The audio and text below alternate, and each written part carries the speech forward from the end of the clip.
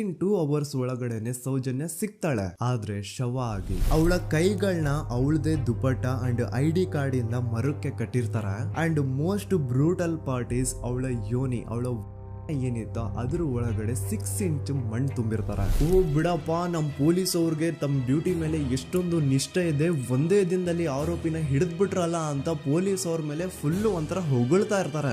ಆದ್ರೆ ಪಾಪ ಜನರಿಗೆ ಎಲ್ಲಿ ಗೊತ್ತಿತ್ತು ಈ ಕೇಸ್ ನ ರಿಯಲ್ ಆರೋಪಿ ಬೇರೆ ಯಾರೋ ಇದಾರೆ, ಪೊಲೀಸ್ ಅವರೇ ಈ ಕೇಸ್ ನ ಮಿಸ್ಲೀಡ್ ಮಾಡೋದಕ್ಕೆ ಸುಮ್ನೆ ಸಂತೋಷ್ನ ಅರೆಸ್ಟ್ ಮಾಡಿದ್ದಾರೆ ಅಂತ. ಪೊಲೀಸ್ ಅವರು ಈ ಕೇಸ್ ಅಲ್ಲಿ ಕರಪ್ಟ್ ಆಗಿದ್ದಾರೆ, ಪೊಲೀಸ್ ಅವರೇ ಸತ್ಯ ಮುಚ್ಚಿಡ್ಲಿಕ್ಕೆ ಟ್ರೈ ಮಾಡ್ತಿದ್ದಾರೆ. ಹಾಗಾಗಿ ಈ ಕೇಸ್ ನ ಇನ್ಮುಂದೆ ಪೊಲೀಸ್ ಅವರಲ್ಲದೆ CBI ಅವರು ಇನ್ವೆಸ್ಟಿಗೇಷನ್ ಮಾಡಬೇಕು, ಈ ಕೇಸ್ ನ CBI ಒಪ್ಸಿ ಅಂತ ಅಗೇನ್ ಪ್ರೊಟೆಸ್ಟ್ ಗಳು ಸ್ಟಾರ್ಟ್ ಆಗ್ತವೆ. ಸೌಜನ್ಯ ಕೇಸ್ ಒಂದೇ ಅಲ್ಲ, ನಾರಾಯಣ ಹಾಗೂ ಯಮುನಾ ಕೇಸಲ್ಲೂ, ವೇದವಲ್ಲಿ ಕೇಸಲ್ಲೂ, ಆ ಬ್ಯಾಂಕ್ ಮ್ಯಾನೇಜರ್ ನ ಕೇಸಲ್ಲೂ ಹಾಗೂ ಪದ್ಮಲತಾ ಕೇಸಲ್ಲೂ ಸೀದಾ ಡೈರೆಕ್ಟ್ ಡೌಟ್ ಬರೋದೆ ಊರಿನ ಗೌಡ್ರ ಮೇಲೆ. ಸೌಜನ್ಯ ಕೇಸ್ ಬಿಟ್ಟು ಆ ಇನ್ನೊಂದು ಕೇಸ್ ಯಾವುದು, ಅದಕ್ಕೂ ಸಂತೋಷ್ಗೂ ಏನ್ ಸಂಬಂಧ, ಅದ್ರಲ್ಲಿ ಯಾಕೆ ಸಂತೋಷ್ನ ಪೊಲೀಸ್ ಅವರು ಫಿಟ್ ಮಾಡಿದ್ರು ಅಂತ ಪ್ರತಿಯೊಂದು ಹೇಳ್ತೀನಿ.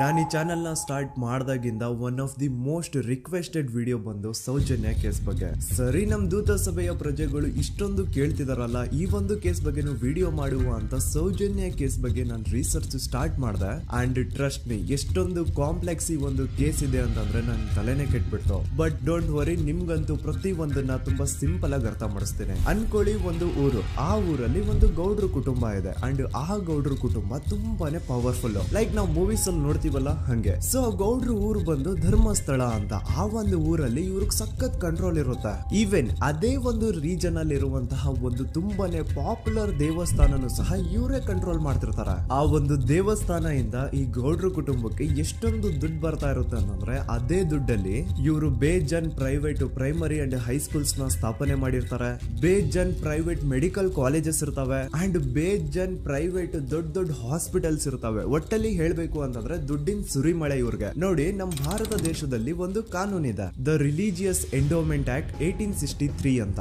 ಬೇಸಿಕಲಿ ಈ ಒಂದು ಕಾನೂನು ಏನ್ ಹೇಳುತ್ತೆ ಅಂತಂದ್ರೆ, ಭಾರತದಲ್ಲಿ ಯಾವ್ದೆಲ್ಲ ಹಿಂದೂ ಟೆಂಪಲ್ಸ್ ಇದಾವೋ ಅವೆಲ್ಲ ಗವರ್ಮೆಂಟ್ ಪ್ರಾಪರ್ಟಿ. ಆ ಹಿಂದೂ ಟೆಂಪಲ್ಸ್ ನ ಮ್ಯಾನೇಜ್ಮೆಂಟ್ ಎಲ್ಲ ಗವರ್ಮೆಂಟ್ ಕೈಗೆ ಹೋಗಿ ಗವರ್ಮೆಂಟ್ ಡಿಸೈಡ್ ಮಾಡುತ್ತೆ ಆ ಮ್ಯಾನೇಜ್ಮೆಂಟ್ ಅಲ್ಲಿ ಯಾರ್ ಕೆಲ್ಸಕ್ಕೆ ಇರಬೇಕು, ಯಾರ್ ಕೆಲ್ಸಕ್ಕೆ ಇರಬಾರ್ದು, ಅಂಡ್ ಆ ಟೆಂಪಲ್ ಇಂದ ಬರ್ತಿರುವಂತಹ ಡೊನೇಷನ್ ಅಮೌಂಟ್ ನ ಏನ್ ಮಾಡ್ಬೇಕು ಅಂತ. ಸೊ ಈ ಒಂದು ಕಾನೂನಿನ ಪ್ರಕಾರ ಗವರ್ಮೆಂಟ್ ಇಂಡಿಯಾದಲ್ಲಿ ಇರುವಂತಹ ಆಲ್ಮೋಸ್ಟ್ ಎಲ್ಲಾ ಹಿಂದೂ ಟೆಂಪಲ್ಸ್ ನ ತನ್ನ ಕಂಟ್ರೋಲ್ ಅಲ್ಲಿ ತಗೋತಾ ಇರ್ಬೇಕಾದ್ರೆ ಗವರ್ಮೆಂಟ್ ಅಫಿಷಿಯಲ್ಸ್ ಧರ್ಮಸ್ಥಳ ಶ್ರೀ ಮಂಜುನಾಥ ದೇವಸ್ಥಾನಕ್ಕೂ ರೀಚ್ ಔಟ್ ಮಾಡ್ತಾರೆ. ಅಂಡ್ ಆಗ ಇಷ್ಟು ದಿನ ಟೆಂಪಲ್ ನ ಕಂಟ್ರೋಲ್ ಮಾಡ್ತಿದ್ದಂತಹ ಆ ಗೌಡ್ರ ಕುಟುಂಬ ಏನ್ ಹೇಳುತ್ತೆ ಗೊತ್ತಾ, ಇಲ್ಲ ಇದು ಹಿಂದೂ ಟೆಂಪಲ್ ಅಲ್ಲ, ಇದು ಜೈನ್ ಫ್ಯಾಮಿಲಿಗೆ ಬಿಲಾಂಗ್ ಮಾಡುವಂತಹ ಒಂದು ಪ್ರೈವೇಟ್ ಟೆಂಪಲ್ ಅಂತ ಹೇಳ್ತಾರೆ. ನಾನ್ ಇಷ್ಟು ದಿನ ಧರ್ಮಸ್ಥಳ ಶ್ರೀ ಮಂಜುನಾಥ ದೇವಸ್ಥಾನ ಒಂದು ಹಿಂದೂ ಟೆಂಪಲ್ ಅಂತ ಅನ್ಕೊಂಡಿದ್ದೆ, ಆದ್ರೆ ಈಗಷ್ಟೇ ನನಗೂ ಗೊತ್ತಾಗಿದ್ದು ಇದು ಹಿಂದೂ ಟೆಂಪಲ್ ಅಲ್ಲ, ಇದು ಒಂದು ಜೈನ್ ಫ್ಯಾಮಿಲಿಗೆ ಬಿಲಾಂಗ್ ಮಾಡುವಂತಹ ಪ್ರೈವೇಟ್ ಜೈನ್ ಟೆಂಪಲ್ ಅಂತ.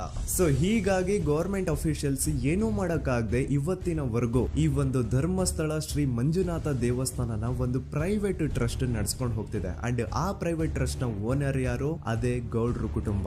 ನೋಡಿ, ನಾನು ಈ ವಿಡಿಯೋದಲ್ಲಿ ಯಾರ್ದು ರಿಯಲ್ ನೇಮ್ಸ್ ನ ಬಳಸ್ತಿಲ್ಲ. ಪ್ರೀವಿಯಸ್ಲಿ ಬೇರೆ ಯೂಟ್ಯೂಬರ್ಸ್ ತಮ್ಮ ವಿಡಿಯೋಸ್ ಅಲ್ಲಿ ರಿಯಲ್ ನೇಮ್ಸ್ ನ ಬಳಸಿದ್ದಾರೆ ಅನ್ನೋ ಒಂದೇ ಒಂದು ಕಾರಣಕ್ಕೆ ಅವ್ರ ವಿಡಿಯೋಸ್ ನ ಡಿಲೀಟ್ ಮಾಡಿಸಿದ್ದಾರೆ. ಸೊ ಅವ್ರ ಜೊತೆ ಆಗಿದ್ದು ನನ್ ಜೊತೆ ಆಗೋದ್ ಬೇಡ, ಸತ್ಯ ಮುಚ್ಚೋಗೋದು ನನ್ಗೆ ಇಷ್ಟ ಇಲ್ಲ. ಹಾಗಾಗಿ ನಾನಿಲ್ಲಿ ರಿಯಲ್ ನೇಮ್ಸ್ ನ ಬಳಸ್ತಿಲ್ಲ. ಆದ್ರೆ ನಾನು ಯಾರನ್ನ ಪಾಯಿಂಟ್ ಔಟ್ ಮಾಡಿ ಹೇಳ್ತಿದ್ದೀನಿ ಅನ್ನೋದು ಮಾತ್ರ ನಿಮಗೆ ತುಂಬಾ ಕ್ಲಿಯರ್ಲಿ ಅರ್ಥ ಆಗುತ್ತೆ. Don't worry.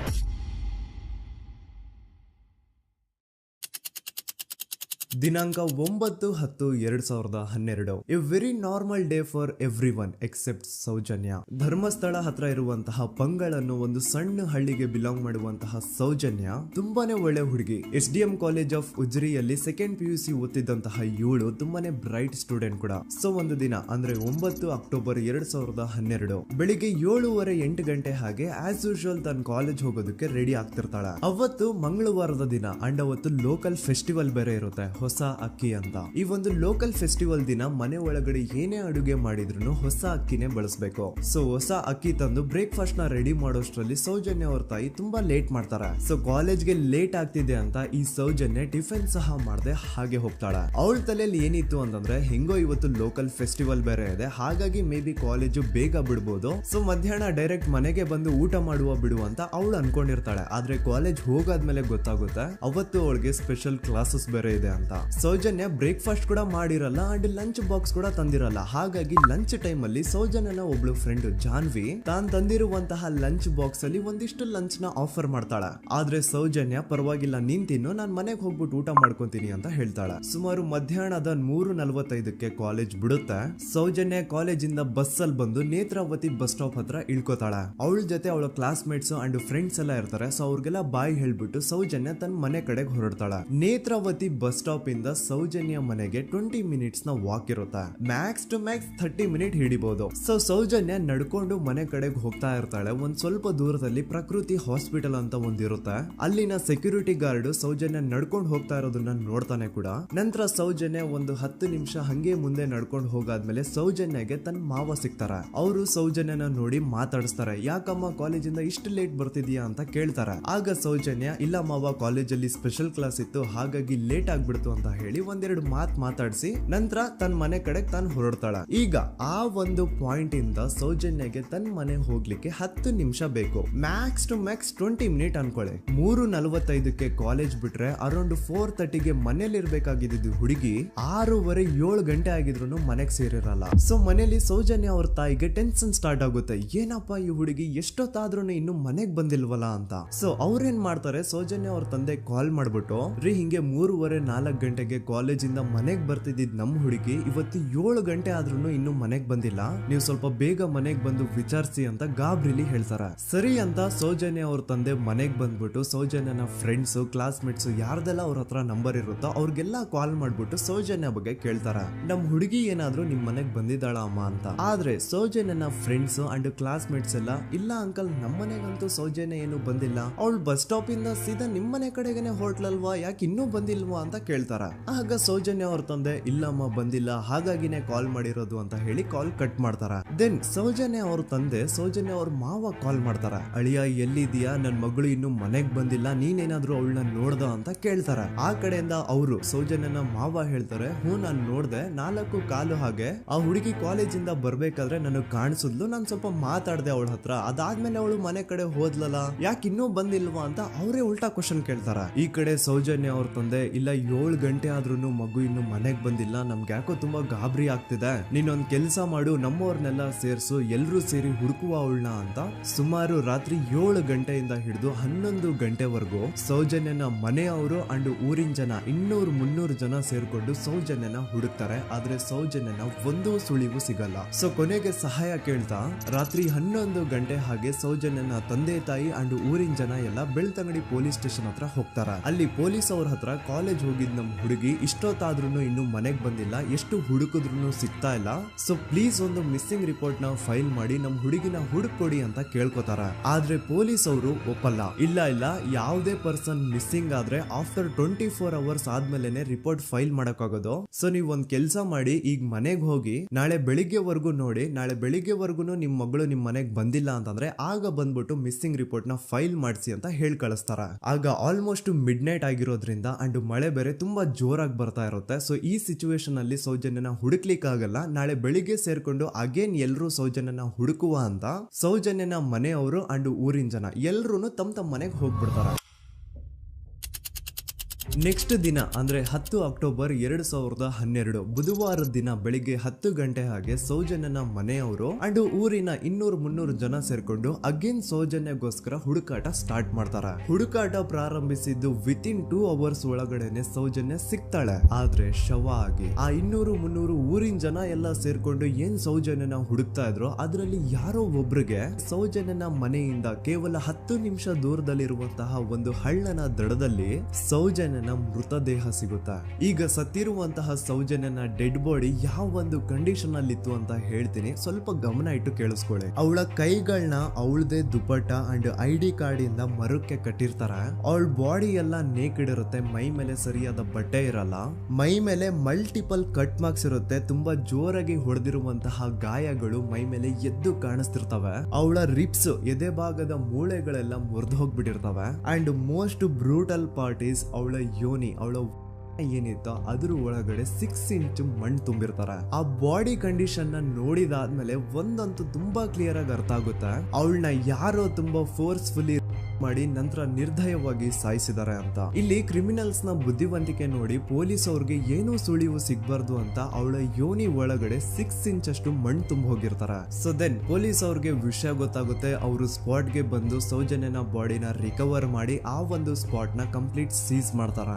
ಒಬ್ಳು ಸಾಮಾನ್ಯ ಮಿಡಲ್ ಕ್ಲಾಸ್ ಹುಡುಗಿ, ಒಬ್ಳು ವೆರಿ ಬ್ರೈಟ್ ಸ್ಟೂಡೆಂಟ್ ನ ಈ ಮಟ್ಟಿಗೆ ಇಷ್ಟು ನಿರ್ದಯವಾಗಿ ಸಾಯಿಸಿರೋದು ಯಾರು? ಇನ್ ಕೇಸ್ ಏನಾದ್ರೂ ಈ ಕ್ರೈಮ್ ಮಾಡಿದವನು ಸಿಕ್ಕಿ ಬಿದ್ರೆ ಅವನ್ನ ಸುಮ್ನೆ ಬಿಡಬಾರ್ದು ಅಂತ ಜನ ಆಕ್ರೋಶ ವ್ಯಕ್ತಪಡಿಸ್ತಾರೆ. ಅಂಡ್ ಗೆಸ್ ವಾಟ್, ನಮ್ ಪೊಲೀಸ್ ಅವರು ಇಷ್ಟೊಂದು ಫಾಸ್ಟ್ ಆಗಿ ಇನ್ವೆಸ್ಟಿಗೇಷನ್ ಕಂಪ್ಲೀಟ್ ಮಾಡ್ತಾರೆ ಅಂತ ನಾನಂತೂ ಎಕ್ಸ್ಪೆಕ್ಟ್ ಮಾಡಿರ್ಲಿಲ್ಲ. ಅಂಡ್ ಈವನ್ ಈ ಒಂದು ವಿಷಯದಿಂದ ಊರಿನ ಜನನು ಶಾಕ್ ಆಗ್ತಾರೆ. ಸೌಜನ್ಯ ಬಾಡಿ ಸಿಕ್ಕಿದ್ದು ನೆಕ್ಸ್ಟ್ ದಿನ ಅಂದ್ರೆ 11 ಅಕ್ಟೋಬರ್ 2012 ಸಂಜೆ 5 ಗಂಟೆ ಹಾಗೆ ಯಾರು ಸೌಜನ್ಯನ ಮರ್ಡರ್ ಮಾಡಿದ್ನೋ ಆ ಕ್ರಿಮಿನಲ್ ಕೂಡ ಸಿಕ್ಕಿ ಬೀಳ್ತಾನೆ. ಈಗ ನೀವು ಥಿಂಕ್ ಮಾಡ್ಬೋದು, ಸೌಜನ್ಯನ ಯಾರು ಮರ್ಡರ್ ಮಾಡಿದ್ರು ಅಂಡ್ ಯಾರ ಕ್ರೈಮ್ ನ ಮಾಡಿದ್ರು ಅವನು ನೆಕ್ಸ್ಟ್ ದಿನಾನೇ ಸಿಕ್ಕಿ ಬಿದ್ದ. ಹಾಗಿದ್ರೆ ಈ ಕೇಸ್ ಯಾವಾಗ್ಲೂ ಕ್ಲೋಸ್ ಆಗ್ಬಿಡ್ಬೇಕಿತ್ತು. ಆದ್ರೂ ಸ್ಟಿಲ್ ಇವತ್ತಿನ ದಿನವರೆಗೂ ಯಾಕೆ ಈ ಕೇಸ್ ಪದೇ ಪದೇ ನ್ಯೂಸ್ ಅಲ್ಲಿ ಬರುತ್ತೆ ಅಂದ್ರೆ, ನಮ್ ದೂತ ಸಭೆಯ ಪ್ರಜೆಗಳೇ ರೆಡಿ ಆಗಿ, ಆರೋಪಿ ಸಿಕ್ಕಾದ್ಮೇಲೆ ಈ ಕೇಸು ಕ್ಲೋಸ್ ಆಗಿಲ್ಲ. ಆಕ್ಚುಲಿ ಈ ಕೇಸು ಓಪನ್ ಆಗಿದ್ದೆ ಈಗ. ನೋಡಿ, ಸೌಜನ್ಯನ ಬಾಡಿ ಸಿಕ್ಕಿದ್ದು ನೆಕ್ಸ್ಟ್ ದಿನ ಅಂದ್ರೆ 11 ಅಕ್ಟೋಬರ್ 2012. PSI ಯೋಗೇಶ್ ಅವರು ಯಾರನ್ನ ಈ ಕೇಸಲ್ಲಿ ಅರೆಸ್ಟ್ ಮಾಡಿದ್ರು ಅಂದ್ರೆ ಆತನ ಹೆಸರು ಬಂದು ಸಂತೋಷ್ ರಾವ್. 28-29 ವಯಸ್ಸಿರುವಂತಹ Santosh Rao first of all ಧರ್ಮಸ್ಥಳದವನು ಅಲ್ವೇ ಅಲ್ಲ, ಅವನು ಶೃಂಗೇರಿ ಅವನು. ಸಂತೋಷ್ ರಾವ್ ನ ತಂದೆ ಸ್ಕೂಲ್ ಟೀಚರ್ ಅಂಡ್ ತಾಯಿ ಹೌಸ್ ವೈಫ್. ಸಂತೋಷ್ ಮೊದ್ಲಿಂದನೂ ಒಂದ್ ಸ್ವಲ್ಪ ಮೆಂಟಲಿ ಇಲ್ಲಿರೋದ್ರಿಂದ ಅವನಿಗೆ ವಿದ್ಯೆ ಬರಹ ಅನ್ನೋದು ತಲೆಗೆ ಹೋಗಿರಲ್ಲ. ಹಾಗಾಗಿ ಅವನು ಶೃಂಗೇರಿಯಲ್ಲಿ ಒಂದು ಹೋಟೆಲ್ ಅಲ್ಲಿ ಕೆಲಸ ಮಾಡ್ತಿರ್ತಾನೆ. ಮೆಂಟಲಿ ಅನ್ಸ್ಟೇಬಲ್ ಇದ್ರೂ ಸಹ ಈತನಿಗೆ ದೇವ್ರ ಮೇಲೆ ಬಹಳ ನಂಬಿಕೆ ಇರುತ್ತೆ. ಹಾಗಾಗಿ ತಿಂಗಳಿಗೆ ಒಮ್ಮೆ ಆದ್ರೂ, ಅಟ್ಲೀಸ್ಟ್ 2 ತಿಂಗಳಿಗೆ ಒಮ್ಮೆ ಆದ್ರೂ ಈತ ಯಾವ್ದಾದ್ರು ಒಂದು ಪುಣ್ಯಕ್ಷೇತ್ರಕ್ಕೆ ವಿಸಿಟ್ ಮಾಡಿ ಬರ್ತಿರ್ತಾನೆ. ಹಾಗೇನೆ ಈ ಸತಿನೂ ಸಹ ಈತ ಧರ್ಮಸ್ಥಳಕ್ಕೆ ಬಂದಿರ್ತಾನೆ. ಇವನು ಧರ್ಮಸ್ಥಳಕ್ಕೆ ಬಂದಿದ್ದು ದಿನಾಂಕ 9 ಅಕ್ಟೋಬರ್ 2012. ಈ ದಿನಾಂಕನ ಸ್ವಲ್ಪ ನೋಟ್ ಮಾಡಿ ಇಟ್ಕೊಳ್ಳಿ, ಯಾಕಂತಂದ್ರೆ ಮುಂದೆ ಈ ಕೇಸಲ್ಲಿ ಇದೇ ಮೇಜರ್ ಟರ್ನಿಂಗ್ ಪಾಯಿಂಟ್. ಸೊ ಸೌಜನ್ಯನ ಡೆತ್ ಆಗಿಂತ ಒಂದು ದಿನ ಹಿಂದೆ ಧರ್ಮಸ್ಥಳಕ್ಕೆ ಬಂದಿರುವಂತಹ ಸಂತೋಷ್ ರಾವ್ಗೆ ಎಲ್ಲನೂ ಉಳ್ಕೊಳ್ಳಿಕ್ಕೆ ಹೋಟೆಲ್ ಅಲ್ಲಿ ಅಥವಾ ಲಾಡ್ಜ್ ಅಲ್ಲಿ ರೂಮ್ ಸಿಗಲ್ಲ.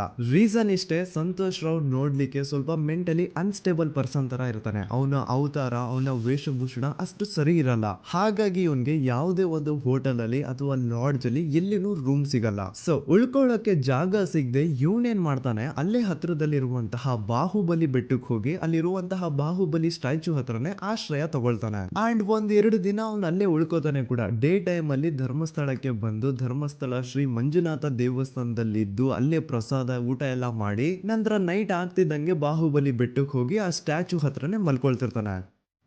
ಸೊ ಒಂದು ದಿನ ಅಂದ್ರೆ 11 ಅಕ್ಟೋಬರ್ 2012 ಸಂಜೆ 5 ಗಂಟೆ ಹಾಗೆ ಈ ಸಂತೋಷ್ ರಾವ್ ತನ್ನ ಪಾಡಿಗೆ ತಾನು ಆ ಬೆಟ್ಟದ ಮೇಲೆ ಕೂತ್ಕೊಂಡು ಸೀನರೀಸ್ ನ ಎಂಜಾಯ್ ಮಾಡ್ತಾ ಇರಬೇಕಾದ್ರೆ ಯಾರೋ ಅದೇ ಊರಿನ 5 ಜನ ಕಿಡಿಗೇಡಿಗಳು ಬಂದು ಇವನ್ ಹತ್ರ ಜಗಳ ತೆಗಿತಾರ. ಈ 5 ಜನ ಯಾರು ಅಂತ ನಂತರ ಹೇಳ್ತೇನೆ. ಸೊ ಈ 5 ಜನ ಕಿಡಿಗೇಡಿಗಳು ಸಂತೋಷ್ ರಾವ್ ಹತ್ರ ಜಗಳ ತೆಗೆದು ಅವನ ಅವಾಚ್ಯ ಶಬ್ದಗಳಿಂದ ಬೈದು ಅವನ್ನ ಹೊಡೆದು, ಅಷ್ಟೇ ಸಾಲದೆ ಆ 5 ಜನ ಸಂತೋಷ್ ರಾವ್ನ ಪೊಲೀಸ್ ಸ್ಟೇಷನ್ಗೆ ಎಳ್ಕೊಂಡ್ ಬಂದು ಇವನು ನಾವು ಬಾಹುಬಲಿ ಬೆಟ್ಟಕ್ಕೆ ಅಂತ ಹೋಗಿದ್ರೆ ಅಲ್ಲಿ ನಮ್ಮ ಮೇಲೆ ಅಟ್ಯಾಕ್ ಮಾಡ್ದ, ಇವ್ನು ನೋಡ್ಲಿಕ್ಕೂ ಸಹ ಒಳ್ಳೆ ಸೈಕೋ ಕಿಲ್ಲರ್ ಇದ್ದಂಗಿದಾನೆ, ನಮ್ಗೆ ಯಾಕೋ ನಿನ್ನೆ ನಮ್ಮ ಊರಲ್ಲಿ ನಡೆದಿರುವಂತಹ ಘಟನೆ ಆ ಸೌಜನ್ಯನ ಮರ್ಡರ್ ಇವನೇ ಮಾಡಿದಾನೆ ಅಂತ ಡೌಟ್ ಬರ್ತಿದೆ ಅಂತ ಆ 5 ಜನ ಕಿಡಿಗೇಡಿಗಳು ಸಂತೋಷ್ ರಾವ್ನ ಪೊಲೀಸ್ ಅವ್ರ ಹತ್ರ ಹಾಕೊಡ್ತಾರ. ಅಂಡ್ ಪೊಲೀಸ್ ಅವರು ಕೂಡ ಎಂತವ್ರು ನೋಡಿ, ಯಾರೋ 5 ಜನ ಕಿಡಿಗೇಡಿಗಳು ಬಂದು ಇವನೇ ಕೊಲೆ ಮಾಡಿದಾನೆ ಅಂತ ಹೇಳಿದ ತಕ್ಷಣ ಹಿಂದೆ ಮುಂದೆ ಕ್ರಾಸ್ ಚೆಕ್ ಮಾಡದೆ ಸಂತೋಷ್ ರಾವ್ನ ಅರೆಸ್ಟ್ ಮಾಡಿ ಸೌಜನ್ಯ ಕೇಸ್ ನ ಆರೋಪಿ ಸಿಕ್ಕಿದಾನೆ ಅಂತ ಎಲ್ಲಾ ಕಡೆ ಘೋಷಣೆ ಮಾಡ್ಬಿಡ್ತಾರ. ಜನರಿಗೆ ಈ ಕಡೆ ಒಂಥರ ನೆಮ್ಮದಿ, ಓ ಬಿಡಪ್ಪ ನಮ್ ಪೊಲೀಸ್ ಅವ್ರಿಗೆ ತಮ್ಮ ಡ್ಯೂಟಿ ಮೇಲೆ ಎಷ್ಟೊಂದು ನಿಷ್ಠೆ ಇದೆ, ಒಂದೇ ದಿನದಲ್ಲಿ ಆರೋಪಿನ ಹಿಡಿದ್ಬಿಟ್ರ ಅಂತ ಪೊಲೀಸ್ ಅವ್ರ ಮೇಲೆ ಫುಲ್ ಒಂಥರ ಹೊಗಳ್ತಾ ಇರ್ತಾರೆ. ಆದ್ರೆ ಪಾಪ ಜನರಿಗೆ ಎಲ್ಲಿ ಗೊತ್ತಿತ್ತು ಈ ಕೇಸ್ ನ ರಿಯಲ್ ಆರೋಪಿ ಬೇರೆ ಯಾರೋ ಇದಾರೆ, ಪೊಲೀಸ್ ಅವರೇ ಈ ಕೇಸ್ ನ ಮಿಸ್ಲೀಡ್ ಮಾಡೋದಕ್ಕೆ ಸುಮ್ನೆ ಸಂತೋಷ್ ನ ಅರೆಸ್ಟ್ ಮಾಡಿದ್ದಾರೆ ಅಂತ. ಸೊ ಸಂತೋಷ್ ರಾವ್ ಒಂದು ಹುಡುಗಿಯ ರೇಪ್ ಅಂಡ್ ಮರ್ಡರ್ ಕೇಸ್ ಅಲ್ಲಿ ಅರೆಸ್ಟ್ ಆಗಿದ್ದಾನೆ ಅನ್ನೋ ವಿಷಯ ಸಂತೋಷ್ ನ ತಾಯಿಗೆ ಗೊತ್ತಾದಾಗ ಅವ್ರ ಪಾಪ ನೋವಲ್ಲಿ ಕೊರ್ಗಿ ಸಾಯ್ತಾರ. ಅಂಡ್ ಇನ್ನು ಅವ್ರ ತಂದೆ ಒಂದು ಕಡೆ ಪಾಪ ಹೆಂಡತಿನ ಕಳ್ಕೊಂಡಿರುವಂತಹ ನೋವು, ಇನ್ನೊಂದು ಕಡೆ ಮಗ ನೋಡಿದ್ರೆ ಯಾವ್ದೋ ಫಾಲ್ಸ್ ಕೇಸ್ ಅಲ್ಲಿ ಅರೆಸ್ಟ್ ಆಗಿದ್ದಾನೆ. ಈ ಕಡೆ ಕೇಸ್ ನ ಇನ್ವೆಸ್ಟಿಗೇಷನ್ ನಡೀತಾ ಇದೆ. ಅಂಡ್ ಇಲ್ಲಿ ನಾನು PSI ಯೋಗೇಶ್ ಅವ್ರ ಬಗ್ಗೆ ಅಂತೂ ಮೆನ್ಷನ್ ಮಾಡ್ಲೇಬೇಕು. ಈ ಪೊಲೀಸ್ ಆಫೀಸರು ಗೊತ್ತಿದ್ದು ಈ ತಪ್ಪನ ಮಾಡಿದ್ರು ಅಥವಾ ಗೊತ್ತಿಲ್ದೇನೆ ಈ ತಪ್ಪನ ಮಾಡಿದ್ರು ನನ್ಗಂತೂ ಗೊತ್ತಿಲ್ಲ. ಸೊ ಇವ್ರು ಏನ್ ಮಾಡ್ತಾರೆ ಅಂತಂದ್ರೆ, ಸೌಜನ್ಯನ ಬಾಡಿನ ಪೋಸ್ಟ್ ಮಾರ್ಟಮ್ ಗೆ ಕಳಿಸಿದಾಗ ಡಾಕ್ಟರ್ಸ್ ಹಂಗೋ ಹಿಂಗೋ ಮಾಡಿ ಇಂದ ಕೆಲವೊಂದು ಸ್ಪರ್ಮ್ ನ ಸ್ಯಾಂಪಲ್ಸ್ ಕಲೆಕ್ಟ್ ಮಾಡ್ತಾರ. ಅದನ್ನ ಅವರು PSI ಯೋಗೇಶ್ಗೆ ಕೊಟ್ಟು ಇದನ್ನ ವಿತಿನ್ 72 ಅವರ್ಸ್ ಒಳಗಡೆ ಇನ್ನೊಂದು ಲ್ಯಾಬ್ ಗೆ ಸಬ್ಮಿಟ್ ಮಾಡಿ ಅಂತ ತುಂಬಾ ಕ್ಲಿಯರ್ ಆಗಿ ಹೇಳ್ತಾರ. ಆದ್ರೆ PSI ಯೋಗೇಶ್ ಆ ಸ್ಪರ್ಮ್ ಸ್ಯಾಂಪಲ್ಸ್ ನ ವಿತಿನ್ 72 ಅವರ್ಸ್ ಒಳಗಡೆ ಲ್ಯಾಬ್ ಕಳ್ಸೋದಿರ್ಲಿ, ಅದನ್ನ 12 ದಿನ ಆದ್ಮೇಲೆ ಲ್ಯಾಬ್ ಕಳಿಸ್ತಾರ. ಅಷ್ಟೊತ್ತಿಗೆ ಆಲ್ರೆಡಿ ಆ ಸ್ಪರ್ಮ್ ಸ್ಯಾಂಪಲ್ಸ್ ಗೆಲ್ಲ ಫಂಗಸ್ ಹಿಡಿದು ಅದು ಅನ್ಫಿಟ್ ಫಾರ್ ಟೆಸ್ಟಿಂಗ್ ಅಂತ ಬರುತ್ತಾ. ಈಗ ನೀವೇ ಹೇಳಿ, ಎಂತ ಡಂಬೆಸ್ಟ್ ಪರ್ಸನ್ ಪೊಲೀಸ್ ಆಫೀಸರ್ ಆಗಿದ್ರು ಅವನ ಹತ್ರ ಒಂದು ಮರ್ಡರ್ ಕೇಸ್ ಬಂದಾಗ ಅವನ ಹತ್ರ ಇರೋ ಮೇನ್ ಸಾಕ್ಷಿನೇ, ಮೇನ್ ಎವಿಡೆನ್ಸ್ ಆ ಹುಡುಗಿಯ ಇಂದ ಕಲೆಕ್ಟ್ ಆಗುವಂತಹ ಸ್ಪರ್ಮ್ ಸ್ಯಾಂಪಲ್ಸ್. ಸೊ ಅದನ್ನ ಮೊದಲು ಲ್ಯಾಬ್ ಕಳಿಸಿ ಅದನ್ನ ಐಡೆಂಟಿಫೈ ಮಾಡೋದು ಪೊಲೀಸ್ ಅವರ ಫಸ್ಟ್ ಡ್ಯೂಟಿ. ಆದ್ರೆ ಇಲ್ಲಿ PSI ಯೋಗೇಶ್ ಅವರು ಇದನ್ನೇ ಮರ್ತು ಹೋದ್ರು ಅಂತ ನೋಡಿ. ಯಾವುದೇ ಒಂದು ಕೇಸ್ ಅಲ್ಲಿ ಪೊಲೀಸ್ ಅವರು ಆದಷ್ಟು ಎವಿಡೆನ್ಸ್ ನ ಕಲೆಕ್ಟ್ ಮಾಡೋದಕ್ಕೆ ಟ್ರೈ ಮಾಡ್ತಾರ. ಆದ್ರೆ ಈ ಒಂದು ಕೇಸ್ ಅಲ್ಲಿ ಮಾತ್ರ ಪೊಲೀಸ್ ಅವರು ಎವಿಡೆನ್ಸ್ ನ ಕಲೆಕ್ಟ್ ಮಾಡೋ ಬದಲಾಗಿ ಎವಿಡೆನ್ಸ್ ನ ಡಿಸ್ಟ್ರಾಯ್ ಮಾಡೋದ್ರಲ್ಲಿ ಮುಂದೆ ಇದ್ರು. ಅಷ್ಟೇ ಅಲ್ಲದೆ ಈ ಪೊಲೀಸ್ ಆಫೀಸರ್ ಸೇರ್ಕೊಂಡು ಸಂತೋಷ್ ರಾವ್ಗೆ ಸೆಲ್ ಅಲ್ಲಿ ಎಂತ ಟಾರ್ಚರ್, ಎಂತ ಹಿಂಸೆ ಕೊಡ್ತಾರೆ ಅಂದ್ರೆ ನೆನ್ಸ್ಕೊಂಡ್ರೆ ಮೈ ಜುಮ್ ಅನ್ನುತ್ತಾ. ಹೊಡಿಯೋದು, ಕೆಟ್ಟದಾಗ ಬೈಯೋದು ಇದೆಲ್ಲ common. Most brutal part is Santosh ರಾವ್ನ ಪ್ಯಾಂಟ್ ಬಿಚ್ಚಿ ಅವನ ಪ್ರೈವೇಟ್ ಪಾರ್ಟ್ ಮೇಲೆ ಬಿಸಿ ಬಿಸಿ ಕುದೀತಾ ಇರುವಂತಹ ನೀರ್ ಚಲ್ತಾರ. ಈ ಕ್ರೈಮ್ ನೀನೇ ಮಾಡಿದ್ಯಾ ಅಂತ ಒಪ್ಕೋ, ಇಲ್ಲ ಅಂತಂದ್ರೆ ನಿನ್ನ ಸೆಲ್ ಒಳಗಡೆನೆ ಸಾಯಿಸ್ಬಿಡ್ತೀವಿ, ನಿನ್ನ ತಂದೆ ತಾಯಿ ಎಲ್ರು ಸಾಯಿಸ್ಬಿಡ್ತೀವಿ ಅಂತ ಬ್ಲಾಕ್ ಮೇಲ್ ಮಾಡ್ತಾರ. ನೋಡಿ, ಸಂತೋಷ್ ರಾವ್ ಜಾಗದಲ್ಲಿ ನನ್ನಂತ ನಿಮ್ಮಂತ ನಾರ್ಮಲ್ ಪರ್ಸನ್ ಯಾರಾದ್ರೂ ಇದ್ದಿದ್ರೆ ಪೊಲೀಸ್ ಅವರು ಕೊಡ್ತಿರುವಂತಹ ಹಿಂಸೆನ ತಡ್ಕೊಳಕ್ಕಾಗದೆ ಆ ಕ್ರೈಮ್ ಮಾಡಿಲ್ಲ ಅಂದ್ರೂ ಮಾಡಿದೀನಿ ಅಂತ ಒಪ್ಕೊಬಿಡ್ತಾ ಇದ್ವಿ. ಆದ್ರೆ ಸಂತೋಷ್ ರಾವ್ ಮೆಂಟಲಿ ಇಲ್ಲಿರೋದೇ ಅವನ್ಗೆ ಅಡ್ವಾಂಟೇಜ್ ಆಗೋಯ್ತು. ಪೊಲೀಸ್ಗಳು ಸಂತೋಷ್ ರಾವ್ಗೆ ಎಷ್ಟೇ ಹೊಡೆದ್ರು, ಎಷ್ಟೇ ಬೈದ್ರು, ಎಷ್ಟೇ ಬ್ಲಾಕ್ ಮೇಲ್ ಮಾಡಿದ್ರು ಸಂತೋಷ್ ರಾವ್ ಬಾಯಲ್ಲಿ ನಾನ್ ಈ ಕ್ರೈಮ್ ನ ಮಾಡಿಲ್ಲ ಅಂತಾನೆ ಬರುತ್ತೆ ಹೊರತು ಆ ಕ್ರೈಮ್ ನ ಅವನು ಒಪ್ಕೊಳ್ಳೋದೇ ಇಲ್ಲ. ದೆನ್ ಕೋರ್ಟ್ ಟ್ರಯಲ್ಸ್ ಸ್ಟಾರ್ಟ್ ಆಗುತ್ತೆ. ಈ ಕ್ರೈಮ್ ನ ಸಂತೋಷೇ ಮಾಡಿದಾನೆ ಅಂತ ಸೌಜನ್ಯ ಕಡೆಯ ಲಾಯರ್ ವಾದ ಮಾಡ್ತಾನೆ. ಅದಕ್ಕೆ ಆಪೋಸಿಟ್ ಆಗಿ ಸಂತೋಷ್ ರಾವ್ ಕಡೆಯಿಂದ ಒಬ್ರು ಲಾಯರ್ ಇಲ್ಲ, ಸಂತೋಷ್ ರಾವ್ ಈ ಕ್ರೈಮ್ ನ ಮಾಡ್ಲಿಕ್ಕೆ ಸಾಧ್ಯನೇ ಇಲ್ಲ ಅಂತ ವಾದ ಮಾಡ್ತಿರ್ತಾರ. ಅಂಡ್ ಕೋರ್ಟ್ ಇಂದ ಆಚೆಗಡೆ ಸಂತೋಷ್ ರಾವ್ ನ ಅಗೇನ್ಸ್ಟ್ ಸ್ಟೂಡೆಂಟ್ಸ್ ಪ್ರೊಟೆಸ್ಟ್ ನಡೆಯುತ್ತೆ, ಪಬ್ಲಿಕ್ ಪ್ರೊಟೆಸ್ಟ್ ನಡೆಯುತ್ತೆ. ಅರೆಸ್ಟ್ ಆಗಿರುವಂತಹ ಸಂತೋಷ್ ರಾವ್ಗೆ ಗಲ್ಲಿಗೇರಿಸ್ರಿ ಅಂತ ಅವ್ರು ಡಿಮ್ಯಾಂಡ್ ಮಾಡ್ತಿರ್ತಾರ. ಸೊ ಹೀಗೆ ಒಂದು 2-3 ವರ್ಷ ಕಳೆದು ಹೋಗುತ್ತೆ. ನಂತರ ಒಂದು ಕೋರ್ಟ್ ಟ್ರಯಲ್ ಅಲ್ಲಿ ಸಂತೋಷ್ ರಾವ್ ಪರವಾಗಿ ಹೋರಾಡ್ತಿದ್ದಂತಹ ಲಾಯರ್ ಯಾಕೆ ಈ ಕೇಸ್ ಅಲ್ಲಿ ಸಂತೋಷ್ ಆರೋಪಿ ಅಲ್ಲ ಅಂತ ಪ್ರೂವ್ ಮಾಡ್ಲಿಕ್ಕೆ ಕೆಲವೊಂದು ಪಾಯಿಂಟ್ಸ್ ನ ಮುಂದೆ ಇಡ್ತಾರ.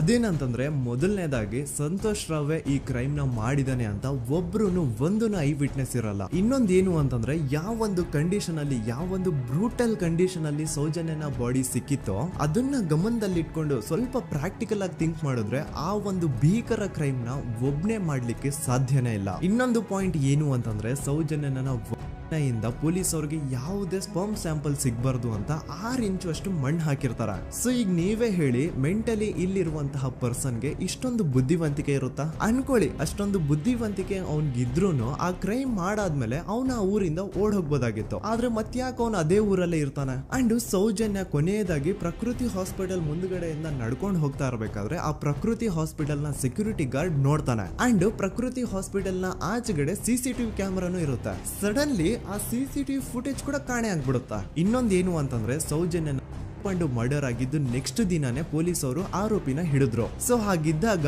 ಆ ಕಲೆಕ್ಟ್ ಮಾಡಿರುವಂತಹ ಸ್ಪರ್ಮ್ ಸ್ಯಾಂಪಲ್ಸ್ ನ ಲ್ಯಾಬ್ ಗೆ ಕಳಿಸಿ ಇವನೇ ಆರೋಪಿ ಅಂತ ಕನ್ಫರ್ಮ್ ಮಾಡೋ ಬದಲಾಗಿ ಯಾಕೆ ಪೊಲೀಸ್ ಅವರು ಆ ಸ್ಪರ್ಮ್ ಸ್ಯಾಂಪಲ್ಸ್ ನ ತಮ್ಮ ಹತ್ರನೇ ಇಟ್ಕೊಂಡು 12 ದಿನವರೆಗೂ ಅದಕ್ಕೆ ಫಂಗಸ್ ಹಿಡಿಯೋವರೆಗೂ ಕಾದು ಆಮೇಲೆ ಅದನ್ನ ಲ್ಯಾಬ್ ಕಳಿಸಿದ್ರು. ಅಂಡ್ ಮೇನ್ ಇಂಪಾರ್ಟೆಂಟ್ ಆಗಿ ಸಂತೋಷ್ ರಾವ್ಗೆ ಒಂದು ಗುಪ್ತ ರೋಗ ಇರುತ್ತೆ, ಅದೇ ಫಿಮೋಸಿಸ್ ಅಂತ. ಈ ಕಾಯಿಲೆ ಏನು ಅಂತ ನಾನು ಈ ವಿಡಿಯೋದಲ್ಲಿ ಡೀಟೇಲ್ಡ್ ಆಗಿ ಎಕ್ಸ್ಪ್ಲೈನ್ ಮಾಡ್ಲಿಕ್ಕೆ ಆಗಲ್ಲ. ಜಸ್ಟ್ ತಿಳ್ಕೊಳ್ಳಿ, ಈ ಒಂದು ಕಾಯಿಲೆ ಇರೋರು ಇಂಟಿಮಸಿ ಮಾಡ್ಲಿಕ್ಕೆ ಆಗಲ್ಲ. ಇನ್ ಕೇಸ್ ಮಾಡಿದ್ರು ಅವರು ಸುಖ ಅಲ್ಲ ನರಕ ಕಾಣ್ತಾರ. ಸೊ ಇಷ್ಟೆಲ್ಲ ವ್ಯಾಲಿಡ್ ಪಾಯಿಂಟ್ಸ್, ಇಷ್ಟೆಲ್ಲ ಫ್ಯಾಕ್ಟ್ಸ್ ಕಣ್ ಮುಂದೆ ಇರ್ಬೇಕಾದ್ರೆ ಸ್ಟಿಲ್ ಪೊಲೀಸ್ ಅವರು ಯಾಕೆ ಈ ಕ್ರೈಮ್ ನ ಸಂತೋಷ್ ರಾವೇ ಮಾಡಿದಾನೆ ಅಂತ ಇವನ್ ಹಿಂದೆ ಬಿದ್ದಿದ್ದಾರೆ. ಯಾಕೆ ಅವರು ಈ ಕ್ರೈಮ್ ಇವನ್ ಬಿಟ್ರೆ ಬೇರೆ ಯಾರಾದ್ರೂ ಮಾಡಿರ್ಬೋದಲ್ಲ ಅಂತ ಆ ಆಂಗಲ್ ಅಲ್ಲಿ ಇನ್ವೆಸ್ಟಿಗೇಷನ್ ಮಾಡ್ತಿಲ್ವಲ್ಲ ಅಂತ ಪೊಲೀಸ್ ಅವರ ಇನ್ವೆಸ್ಟಿಗೇಷನ್ ಮೇಲೆ ಈಗ ಕ್ವಶನ್ ಬರುತ್ತೆ. So after hearing all of this ಎಲ್ಲರಿಗೂ ಈಗ ಪೊಲೀಸ್ ಅವರ ಇನ್ವೆಸ್ಟಿಗೇಷನ್ ಇನ್ವೆಸ್ಟಿಗೇಷನ್ ಮೇಲೆ ಡೌಟ್ ಬರುತ್ತೆ. ಅಂಡ್ ಈವನ್ ಸೌಜನ್ಯ ಅವ್ರ ಮನೆಯವರು ಕೂಡ ನಿಜವಾದ ಆರೋಪಿ ಸಂತೋಷ್ ಅಲ್ಲ ಅಂತ ತಮ್ಮ ಅಭಿಪ್ರಾಯನ ವ್ಯಕ್ತಪಡಿಸ್ತಾರೆ. ಆಗ ಅಲ್ಲಿವರೆಗೂ ಸಂತೋಷ್ ರಾವ್ನ ಗಲ್ಲಿಗೇರಿಸಿ ಅಂತ ಏನು student protest and public protest ಎಲ್ಲ ನಡೀತಾ ಇತ್ತು, ಈಗ ಅದೆಲ್ಲ ನಿಂತು ಹೋಗಿ ಎಲ್ಲಾ ಹೇಟ್ರೇಡ್ ಪೊಲೀಸ್ ಅವ್ರ ಕಡೆಗೆ ಹೋಗುತ್ತೆ. ಪೊಲೀಸ್ ಅವರು ಈ ಕೇಸಲ್ಲಿ ಕರಪ್ಟ್ ಆಗಿದ್ದಾರೆ, ಪೊಲೀಸ್ ಅವರೇ ಸತ್ಯ ಮುಚ್ಚಿಡ್ಲಿಕ್ಕೆ ಟ್ರೈ ಮಾಡ್ತಿದ್ದಾರೆ. ಹಾಗಾಗಿ ಈ ಕೇಸ್ನ ಇನ್ಮುಂದೆ ಪೊಲೀಸ್ ಅವರಲ್ಲದೆ ಸಿಬಿಐ ಅವರು ಇನ್ವೆಸ್ಟಿಗೇಷನ್ ಮಾಡಬೇಕು, ಈ ಕೇಸ್ನ ಸಿಬಿಐ ಒಪ್ಸಿ ಅಂತ ಅಗೇನ್ ಪ್ರೊಟೆಸ್ಟ್ ಗಳು ಸ್ಟಾರ್ಟ್ ಆಗ್ತವೆ. ಸೊ ಧರ್ಮಸ್ಥಳದಲ್ಲಿ ಇಷ್ಟೊಂದು ಹೋರಾಟಗಳಾಗ್ತಿದಾವೆ, ಒಬ್ಳು ಹುಡುಗಿ ಜೊತೆ ಇಷ್ಟೊಂದು ಅನ್ಯಾಯ ಆಗಿದೆ, ಆದ್ರೂ ಸಹ ಧರ್ಮಾಧಿಕಾರಿ ಏನು ಮಾತೇ ಆಡ್ತಿಲ್ವಲ್ಲ ಈ ಹುಡುಗಿ ಬಗ್ಗೆ ಅಂತ ಜನರು ಪ್ರಶ್ನೆ ಮಾಡಿದಾಗ ಆಗ ಧರ್ಮಾಧಿಕಾರಿನೂ ಜನರು ಮುಂದೆ ಬಂದ್ಬಿಟ್ಟು ಈ ಕೇಸ್ನ ಸಿಬಿಐ ಒಪ್ಸಿ ಅಂತ ಹೋರಾಟ ಮಾಡ್ತಾರ. ನಂತರ ಈ ಒಂದು ಕೇಸು ಪೊಲೀಸ್ ಅವರಿಂದ ಸಿಬಿಐ ಕೈಗೆ ಹೋಗುತ್ತೆ. ಸಿಬಿಐ ಕೈಗೆ ಹೋಗಿದ ತಕ್ಷಣ ಇಲ್ಲೇನು ಸತ್ಯ ಹೊರಗೆ ಬಂದಿಲ್ಲ. ಆ ಸಿಬಿಐ ಅವರು 3-4 ವರ್ಷ ಟೈಮ್ ತಗೊಂಡು ಮತ್ತೆ ಈ ಒಂದು ಕೇಸ್ನ ಇನ್ವೆಸ್ಟಿಗೇಷನ್ ಮಾಡ್ತಾರ. ಆದ್ರೆ ಅಲ್ಲೇನು ಇನ್ವೆಸ್ಟಿಗೇಷನ್ ಮಾಡ್ಲಿಕ್ಕೆ ಉಳ್ದೇ ಇರಲ್ಲ. ಆ ಪೊಲೀಸ್ ಅವರು ಅವ್ರ ಕೈಯಲ್ಲಿ ಈ ಕೇಸು ಇದ್ದಷ್ಟು ದಿನ ಎಷ್ಟಾಗುತ್ತೋ ಅಷ್ಟು ಎವಿಡೆನ್ಸ್ ನ ಡಿಸ್ಟ್ರಾಯ್ ಮಾಡ್ಬಿಟ್ಟಿರ್ತಾರ. ಸೊ ಹಾಗಾಗಿ ಅಲ್ಲಿ ಸಿಬಿಐ ಅವ್ರಿಗೆ ಇನ್ವೆಸ್ಟಿಗೇಷನ್ ಮಾಡ್ಲಿಕ್ಕೆ ಏನ್ ಉಳ್ದೇ ಇರಲ್ಲ. ಆದ್ರೂ ಸ್ಟಿಲ್ ಅವರು 3-4 ಇಯರ್ಸ್ ಟೈಮ್ ತಗೊಂಡು ನಂತರ ಫೈನಲಿ ಒಂದು ರಿಪೋರ್ಟ್ ನ ಕೋರ್ಟ್ ಗೆ ಸಬ್ಮಿಟ್ ಮಾಡ್ತಾರ. ಅಂಡ್ ಸಿಬಿಐ ಅವರು ಕೋರ್ಟ್ ಗೆ ಸಬ್ಮಿಟ್ ಮಾಡಿರುವಂತಹ ಆ ಒಂದು ರಿಪೋರ್ಟ್ ಅಲ್ಲಿ ಏನಿತ್ತು ಅಂದ್ರೆ ಸಿಬಿಐ ಇನ್ವೆಸ್ಟಿಗೇಷನ್ ಕನ್ಫರ್ಮ್ಸ್ ದಟ್ ಈ ಒಂದು ಕ್ರೈಮ್ ನ ಸಂತೋಷ್ ರಾವ್ ಮಾಡಿದಾನೆ ಅಂತ. ಆದ್ರೆ ಐರಾನಿ ಈಸ್ ಇದೇ ಒಂದು ರಿಪೋರ್ಟ್ ಅಲ್ಲಿ ಇವ್ರು ಏನ್ ಹೇಳ್ತಾರೆ ಅಂದ್ರೆ ಅವ್ರಿಗೆ ಯಾವುದೇ ತರ ಎವಿಡೆನ್ಸ್ ಸಿಕ್ಕಿಲ್ಲ ಅಂತ. ಯಾಕಂದ್ರೆ ಈ ಸೌಜನ್ಯ ಕೇಸು ಪೊಲೀಸ್ ಅವ್ರ ಕೈಯಲ್ಲಿ ಇದ್ದಾಗ ಪೊಲೀಸ್ ಅವರು ತಮ್ಮ ನಿರ್ಲಕ್ಷ್ಯದಿಂದ ಎಲ್ಲಾ ಎವಿಡೆನ್ಸ್ ನ ಕಳ್ಕೊಂಡ್ಬಿಟ್ಟಿರ್ತಾರ. ಅಂತದ್ರಲ್ಲಿ ಯಾವ ಒಂದು ಆಧಾರದ ಮೇಲೆ ಇವರು ಸಂತೋಷ್ ರಾವ್ ಈ ಕ್ರೈಮ್ ನ ಮಾಡಿದ್ದಾರೆ ಅಂತ ಕ್ವಶನ್ ಮಾಡಿದಾಗ ಸಿಬಿಐ ಅವ್ರ ಕಡೆಯಿಂದ ನೋ ಆನ್ಸರ್. ನೋಡಿ, ಮೊದ್ಲು ಈ ಒಂದು ಕೇಸ್ ನ ಪೊಲೀಸ್ ಅವರು ಇನ್ವೆಸ್ಟಿಗೇಷನ್ ಮಾಡಿ ನಂತರ ಈ ಒಂದು ಕೇಸು ಸಿಬಿಐ ಅವ್ರ ಕೈಗೆ ಹೋಗಿ ಅವರು 3-4 ವರ್ಷ ಟೈಮ್ ತಗೊಂಡು ಇನ್ವೆಸ್ಟಿಗೇಷನ್ ಮಾಡಿ ದೆನ್ ಫೈನಲ್ ರಿಪೋರ್ಟ್ ನ ಕೋರ್ಟ್ ಗೆ ಸಬ್ಮಿಟ್ ಮಾಡೋಷ್ಟ್ರಲ್ಲಿ ಸುಮಾರು 5-6 ವರ್ಷ ಕಳೆದು ಹೋಗಿರುತ್ತೆ. ಅಂಡ್ ಸ್ಟಿಲ್ ಈ ಒಂದು ಕೇಸಲ್ಲಿ ಏನೂ ಕನ್ಕ್ಲೂಷನ್ ಸಿಕ್ಕಿರಲ್ಲ. ಎವ್ರಿ ಇಯರ್ ಸೌಜನ್ಯನ ಬರ್ತ್ಡೇ ಇದ್ದಾಗ ಅಥವಾ ತಿಥಿ ಇದ್ದಾಗ ಅವಳನ್ನ ನೆನೆಸ್ಕೊಂಡು ಅವಳ ಹೆಸರಲ್ಲಿ public protest and student protest ನಡೀತಾನೆ ಇರ್ತವೆ. ಸೊ ಒಂದು ದಿನ ಈ ಒಂದು ಪ್ರೊಟೆಸ್ಟ್ ಗಳ ನ್ಯೂಸ್ ಗಿರೀಶ್ ಮುಟ್ಟಣ್ಣನವರ ಗಮನಕ್ಕೆ ಬರುತ್ತೆ. ಯಾರು ಈ ಗಿರೀಶ್ ಮುಟ್ಟಣ್ಣನವರ ಅಂದ್ರೆ ಇವರು very honest X police man. ನೀವು ನಂಬಲ್ಲ, ಇವ್ರು ಪೊಲೀಸ್ ಆಫೀಸರ್ ಇದ್ದಾಗ ಪಬ್ಲಿಕ್ ಅಲ್ಲಿ ಒಬ್ಬ MLA ಹೊಡೆದಿರ್ತಾರ. ಅಷ್ಟೇ ಅಲ್ಲ, ಪೊಲೀಸ್ ಡಿಪಾರ್ಟ್ಮೆಂಟ್ ಅಲ್ಲಿ ಕರಪ್ಷನ್ ಇದೆ, ಕರಪ್ಷನ್ ಇದ್ದಿದ್ ಕಡೆ ನಾನ್ ಇರಲ್ಲ ಅಂತ ಹೇಳ್ಬಿಟ್ಟು ತಮ್ಮ ಪೊಲೀಸ್ ಡ್ಯೂಟಿನ ಬಿಟ್ಬಿಟ್ಟು ಈಗ ಸಮಾಜದಲ್ಲಿ ಏನೇ ಅನ್ಯಾಯ ಆಗಿದ್ರು ಅದ್ರ ಅಗೇನ್ಸ್ಟ್ ವಾಯ್ಸ್ ರೈಸ್ ಮಾಡ್ತಿದಾರೆ. ಸೊ ಈ ಗಿರೀಶ್ ಮುಟ್ಟಣ್ಣನವರಿಗೆ ಸೌಜನ್ಯ ಕೇಸ್ ಬಗ್ಗೆ ಗೊತ್ತಾದಾಗ ಅವ್ರಿಗೆ ಈ ಕೇಸು ತುಂಬಾನೇ ಕಾಡುತ್ತೆ. ಅಲ್ಲ, ಇಷ್ಟೊಂದು ವರ್ಷಗಳಾಗೋಯ್ತು ಆ ಹುಡುಗಿ ಜೊತೆ ಅನ್ಯಾಯ ಆಗಿ, ಸ್ಟಿಲ್ ಈ ಒಂದು ಕೇಸ್ ನ ಕನ್ಕ್ಲೂಷನ್ ಸಿಕ್ತಿಲ್ವಲ್ಲ, ಏನ್ ನಡೀತಿದೆ ಧರ್ಮಸ್ಥಳದಲ್ಲಿ ಅರ್ಥ ಆಗ್ತಿಲ್ವಲ್ಲ ಅಂತ ಈ ಗಿರೀಶ್ ಅವರು ತಮ್ಮ ಹಳೆ ಪೊಲೀಸ್ ಕಾಂಟ್ಯಾಕ್ಟ್ಸ್ ನ ಯೂಸ್ ಮಾಡ್ಕೊಂಡು ಆ ಸೌಜನ್ಯ ಕೇಸ್ ಫೈಲ್ ನ ಒಂದು ಕಾಪಿನ ತಮ್ಮ ಹತ್ರ ತರಿಸ್ಕೋತಾರ. ಆ ಒಂದು ಕೇಸ್ ಫೈಲ್ ಅಲ್ಲಿ ಸೌಜನ್ಯ ಬಗ್ಗೆ ಅಷ್ಟೇ ಅಲ್ಲದೆ ಸಂತೋಷ್ ರಾವ್ ಬಗ್ಗೆನೂ ಇನ್ಫಾರ್ಮೇಶನ್ ಇರುತ್ತೆ. ಅಂಡ್ ಗಿರೀಶ್ ಅವರು ಸಂತೋಷ್ ಬಗ್ಗೆ ಇರುವಂತಹ ಇನ್ಫಾರ್ಮೇಶನ್ ನೋಡ್ತಾ ಇರ್ಬೇಕಾದ್ರೆ ಅವರು ಒಂದು ವಿಷಯನ ನೋಟಿಸ್ ಮಾಡ್ತಾರ. ಅದೇನಂತಂದ್ರೆ ಪೊಲೀಸ್ ಅವರು ಸಂತೋಷ್ ರಾವ್ನ ಬರೀ ಸೌಜನ್ಯ ಕೇಸಲ್ಲಿ ಒಂದೇ ಫಿಟ್ ಮಾಡಿರಲ್ಲ, ಸೌಜನ್ಯ ಸಾಯೋಕ್ಕಿಂತ 20 ದಿನ ಹಿಂದೆ ಧರ್ಮಸ್ಥಳದಲ್ಲೇ ನಡೆದಿರುವಂತಹ ಒಂದು ಕ್ರೈಮ್ ಅಲ್ಲಿನೂ ಸಹ ಸಂತೋಷ್ ರಾವೇ ಆರೋಪಿ ಅಂತ ಮೆನ್ಷನ್ ಮಾಡಿರ್ತಾರ. ಸೊ ಸೌಜನ್ಯ ಕೇಸ್ ಬಿಟ್ಟು ಆ ಇನ್ನೊಂದು ಕೇಸ್ ಯಾವುದು, ಅದಕ್ಕೂ ಸಂತೋಷ್ಗೂ ಏನ್ ಸಂಬಂಧ, ಅದ್ರಲ್ಲಿ ಯಾಕೆ ಸಂತೋಷ್ನ ಪೊಲೀಸ್ ಅವರು ಫಿಟ್ ಮಾಡಿದ್ರು ಅಂತ ಪ್ರತಿಯೊಂದು ಹೇಳ್ತೀನಿ. ಆದ್ರೆ ನಾನಿಲ್ಲಿ ಯಾರ್ದೂನು ರಿಯಲ್ ನೇಮ್ಸ್ ನ ಬಳಸಲ್ಲ. ಯಾಕಂದ್ರೆ ಮುಂದೆ ಕೇಸಲ್ಲಿ ತುಂಬಾ ದೊಡ್ಡ ಪವರ್ಫುಲ್ ವ್ಯಕ್ತಿಗಳ ಹೆಸರುಗಳು ಬರ್ತವೆ. ಅಂಡ್ ನನ್ ವಿಡಿಯೋ ಯೂಟ್ಯೂಬ್ ಇಂದ ಡಿಲೀಟ್ ಆಗೋದು ನನ್ಗೆ ಇಷ್ಟ ಇಲ್ಲ. ಹಾಗಾಗಿ ನಾನಿಲ್ಲಿ ಯಾರ್ದೂನು ರಿಯಲ್ ನೇಮ್ಸ್ ನ ಬಳಸ್ತಿಲ್ಲ. ಬಟ್ ಯಾರ ಬಗ್ಗೆ ಹೇಳ್ತಿದ್ದೀನಿ ಅಂತ ಒಂದ್ ಸ್ವಲ್ಪ ನೀವೇ ಅರ್ಥ ಮಾಡ್ಕೊಳ್ಳಿ. ನೋಡಿ, ಧರ್ಮಸ್ಥಳದಲ್ಲಿ ಮಾಫಿಯಾ ಕೈಂಡ್ ಆಫ್ ನಡೆಸ್ತಿರುವಂತಹ ಒಂದು ವೆರಿ ಪವರ್ಫುಲ್ ಗೌಡ್ರು ಕುಟುಂಬ ಇದೆ. ಇವ್ರ ಹತ್ರ ಬೇಜನ್ ಆಸ್ತಿ, ಬೇಜನ್ ದುಡ್ಡು, ಬೇಜನ್ ಪವರ್, ಬೇಜನ್ ಇನ್ಫ್ಲೂಯೆನ್ಸ್ ಎಲ್ಲಾನು ಇದೆ. ಆ ಊರಲ್ಲಿ ಈ ಗೌಡ್ರು ಕುಟುಂಬದ್ದು ಎಷ್ಟೊಂದು ಕಂಟ್ರೋಲ್ ಇದೆ ಅಂತಂದ್ರೆ ಅವ್ರನ್ನ ಎದುರು ಹಾಕೊಳ್ಳೋರೆ ಯಾರು ಇಲ್ಲ. ಅಂಡ್ ಈ ಒಂದು ಗೌಡ್ರು ಕುಟುಂಬ ಒಂದು ಪ್ರೈವೇಟ್ ಟ್ರಸ್ಟ್ ಹೆಸರಲ್ಲಿ ಒಂದು ವೆರಿ ಪಾಪ್ಯುಲರ್ ದೇವಸ್ಥಾನನ ಸುಮಾರು ವರ್ಷಗಳಿಂದ ತಲೆ ಮಾರುಗಳಿಂದನೂ ನಡ್ಸ್ಕೊಂಡ್ ಬಂದಿರ್ತಾರ. ಅದೇ ಒಂದು ದೇವಸ್ಥಾನದಲ್ಲಿ 60 ವರ್ಷ ವಯಸ್ಸಾಗಿರುವಂತಹ ನಾರಾಯಣ ಅನ್ನೋ ಒಬ್ಬ ವ್ಯಕ್ತಿ ಮಾವುತನಾಗಿ ಕೆಲಸ ಮಾಡ್ತಿರ್ತಾನೆ. ನಾರಾಯಣ ಅವ್ರ ತಂದೆನೂ ಅದೇ ದೇವಸ್ಥಾನದಲ್ಲಿ ಮಾವುತಾಗಿ ಕೆಲಸ ಮಾಡ್ತಾ ಇದ್ರು, ಅವ್ರ ತಂದೆನೂ ಅದೇ ದೇವಸ್ಥಾನದಲ್ಲಿ ಮಾವುತಾಗಿ ಕೆಲಸ ಮಾಡ್ತಾ ಇದ್ರು. ಸೊ ಹೀಗೆ ತಲೆ ಮಾರುಗಳಿಂದ ಮಾವುತ ಆಗಿನೇ ನಾರಾಯಣನ ಕುಟುಂಬ ಆ ಒಂದು ದೇವಸ್ಥಾನದಲ್ಲಿ ಕೆಲಸ ಮಾಡ್ತಾ ಇರುತ್ತೆ. ಸೊ ಒಮ್ಮೆ ತುಂಬಾ ವರ್ಷಗಳ ಹಿಂದೆ ನಾರಾಯಣ ಅವ್ರ ತಂದೆ ಆ ದೇವಸ್ಥಾನದಲ್ಲಿ ಮಾವುತಾಗಿ ಕೆಲಸ ಮಾಡ್ತಾ ಇರ್ಬೇಕಾದ್ರೆ ಆಗಿನ ದೇವಸ್ಥಾನದ ಧರ್ಮಾಧಿಕಾರಿ ಆ ಮಾವುತನ ಕೆಲ್ಸದ ಮೇಲೆ ಇರುವಂತಹ ನಿಷ್ಠೆ, ಅವನ ನಿಯತ್ತು ಅಂಡ್ ತಲೆಮಾರುಗಳಿಂದ ಅವರು ದೇವಸ್ಥಾನಕ್ಕೆ ಸಲ್ಲಿಸ್ತಿರುವಂತಹ ಸೇವೆನ ಮೆಚ್ಚಿ ಆ ಧರ್ಮಾಧಿಕಾರಿ ಆ ನಾರಾಯಣ ಅವ್ರ ತಂದೆ ಆ ಮಾವುತನಿಗೆ ಒಂದು ಜಮೀನ ಕೊಡ್ತಾರೆ ಆಸ್ ಎ ಗಿಫ್ಟ್ ಆಗಿ. ಸೊ ಈಗ ಫ್ಲಾಶ್ ಬ್ಯಾಕ್ ಇಂದ ಒಂದ್ ಸ್ವಲ್ಪ ಮುಂದೆ ಬರುವ 2010-11ರಲ್ಲಿ ಯಾವೊಂದು ಜಮೀನ ಆಗಿನ ಧರ್ಮಾಧಿಕಾರಿ ನಾರಾಯಣ ಅವ್ರ ತಂದೆಗೆ ಆಸ್ ಎ ಗಿಫ್ಟ್ ಆಗಿ ಕೊಟ್ಟಿದ್ರು, ಈಗ ನಾರಾಯಣ ಅವ್ರ ತಂದೆ ಸತ್ ಹೋಗಿ ಆ ಒಂದು ಜಮೀನು ನಾರಾಯಣ ಹೆಸರಿಗೆ ಆಗಿರುತ್ತೆ. ಅಂಡ್ ಆಗಷ್ಟೇ ಗೊತ್ತಾಗುತ್ತೆ ಆ ಜಮೀನ ವೆರಿ ಆಪೋಸಿಟ್ ಒಂದು ದೊಡ್ಡ ಹೈವೇ ಬರ್ತಿದೆ ಅಂಡ್ ಅದರಿಂದ ಜಮೀನ ರೇಟು 10 ಪಟ್ಟು ಜಾಸ್ತಿ ಆಗುತ್ತೆ ಅಂತ. ಸೊ ಈ ವಿಷಯ ಗೊತ್ತಾಗಿ ನೋಡಿ, ದಾನ ಮಾಡದಂತಹ ಧರ್ಮಾಧಿಕಾರಿ ಅಂತೂ ಸತ್ ಹೋದ್ರು, ಆದ್ರೆ ಅವ್ರ ಮುಂದಿನ ಪೀಳಿಗೆ ಅವ್ರಿಗೆ ಈ ಜಮೀನ್ ಮೇಲೆ ಕಣ್ಬಿದ್ದು ನಾರಾಯಣ ಅವ್ರ ಹತ್ರ ಆ ಜಾಗನ ವಾಪಸ್ ಕೇಳ್ತಾರ. ಆದ್ರೆ ನಾರಾಯಣ ಕೊಡಲ್ಲ. ಇಲ್ಲ, ನಾನ್ ಯಾಕೆ ಕೊಡ್ಲಿ, ನಮ್ ತಂದೆಯಿಂದ ಸಿಕ್ಕಿರುವಂತಹ ಜಮೀನ್ ಇದು, ನಮ್ ತಂದೆಯ ಕೊನೆ ಗುರುತು ಇದು ನನ್ನ ಹತ್ರ ಇರೋದು, ಸೊ ಇದನ್ನ ನಾನು ಯಾವುದೇ ಕಾರಣಕ್ಕೂ ಬಿಟ್ಕೊಡಲ್ಲ ಅಂತ ಆ ಗೌಡ್ರು ಕುಟುಂಬನ ನಾರಾಯಣ ಎದುರು ಹಾಕೋತಾರ. ಆಗ ಗೌಡ್ರು ಕುಟುಂಬದವ್ರಿಗೆ ಕೋಪ ಬಂದು ಅವ್ರೇನ್ ಮಾಡ್ತಾರೆ ಅಂದ್ರೆ, ನಾರಾಯಣ ಮನೆಗೆ ನೀರಿನ ಸಪ್ಲೈ ಇರುತ್ತಲ್ವಾ ಅದನ್ನ ಬಂದ್ ಮಾಡ್ತಾರ, ಎಲೆಕ್ಟ್ರಿಸಿಟಿ ಸಪ್ಲೈನು ಕಟ್ ಆಫ್ ಮಾಡ್ತಾರ, ಊರಲ್ಲಿರುವಂತಹ ಎಲ್ಲಾ ಚರಂಡಿಗಳನ್ನ ಕ್ಲೀನ್ ಮಾಡಿ ಆ ಕಸ ಏನಿರುತ್ತೋ ಅದನ್ನ ತಂದು ನಾರಾಯಣ ಮನೆ ಮುಂದೆ ಹಾಕ್ತಾರ. ಇಷ್ಟೇ ಅಲ್ಲ, ನಾರಾಯಣ ಅವ್ರ ಹೆಂಡತಿ ಮಕ್ಕಳು ಎಲ್ಲಾದ್ರೂ ಆಚೆ ಹೋಗ್ತಾ ಬರ್ತಾ ಇದ್ರೆ ಅವ್ರನ್ನ ಕೆಟ್ಟದಾಗ ಬೈಯೋದು, ಹೊಡ್ಕೊಳ್ಳೋದು, ಬಡ್ಕೊಳ್ಳೋದೆಲ್ಲ ಮಾಡ್ತಿರ್ತಾರ. ಇಷ್ಟೆಲ್ಲ ಆಗ್ತಾ ಇದ್ರು ಸ್ಟಿಲ್ ನಾರಾಯಣ ಮಾತ್ರ ಆ ಜಾಗನ ಬಿಟ್ಕೊಡಲ್ಲ. ಆ ಜಾಗದಗೋಸ್ಕರ ನೀನ್ ಬೇಕಿದ್ರೆ ಇದನ್ನೆಲ್ಲ ಸಹಿಸ್ಕೊಂಡಿರಪ್ಪ, ನಮ್ ಕೈಲಂತೂ ಆಗಲ್ಲ ಅಂತ ನಾರಾಯಣನ ಹೆಂಡತಿ ಮಕ್ಕಳು ಅವನ್ನ ಬಿಟ್ಟು ಬೇರೆ ಊರಿಗೆ ಹೋಗ್ಬಿಡ್ತಾರ. ಈಗ ಮನೆಯಲ್ಲಿ ನಾರಾಯಣ ಅಂಡ್ 45 ವರ್ಷ ವಯಸ್ಸಿರುವಂತಹ ನಾರಾಯಣ ಅವ್ರ ತಂಗಿ ಯಮುನಾ ಅವ್ರು ಮಾತ್ರ ಇಬ್ರೇ ಇರ್ತಾ ಇದ್ರು. ಸೊ ಒಂದೊಳ್ಳೆ ಅವಕಾಶ ನೋಡ್ಕೊಂಡು 21 ಸೆಪ್ಟೆಂಬರ್ 2012 ಮನೆಯಲ್ಲಿ ನಾರಾಯಣ ಹಾಗೂ ಯಮುನಾ ಇರ್ಬೇಕಾದ್ರೆ ಯಾರೋ ಮನೆ ಒಳಗಡೆ ನುಗ್ಗಿ ನಾರಾಯಣನ್ಗೆ ಹೊಡೆದು ಯಮುನಾಗೂ ಸಹ ಹೊಡೆದು ನಂತರ ಅವಳು ಮಾಡಿ ದೆನ್ ನಾರಾಯಣ ಹಾಗೂ ಯಮುನನ ತಲೆನ ಒಂದು ರುಬ್ಬಗುಂಡಿಂದ ಚಚ್ಚಿ ಸಾಯಿಸ್ಬಿಡ್ತಾರ. ಈ ಕೊಲೆ ಆಗಿದ್ದು ಕಳ್ಳತನಗೋಸ್ಕರ ಅಂತ ಪೊಲೀಸ್ ಅವರು ತಮ್ಮ ರಿಪೋರ್ಟ್ ಅಲ್ಲಿ ಬರೀತಾರ. ಆದ್ರೆ ಪಾಯಿಂಟ್ ಏನ್ ಗೊತ್ತಾ, ಆ ಮನೇಲಿ ಒಂದ್ ಸ್ವಲ್ಪನೂ ಹಣ ಆಗ್ಲಿ ಅಥವಾ ಬಂಗಾರ ಆಗ್ಲಿ ಕಳ್ಳತನ ಆಗಿರಲ್ಲ. ಕಳ್ಳತನ ಆಗಿರೋದು ಕೇವಲ ಆ ಮೇನ್ ರೋಡ್ ಅಲ್ಲಿ ಇದ್ದಂತಹ ಪ್ರಾಪರ್ಟಿ ಪೇಪರ್ಸ್.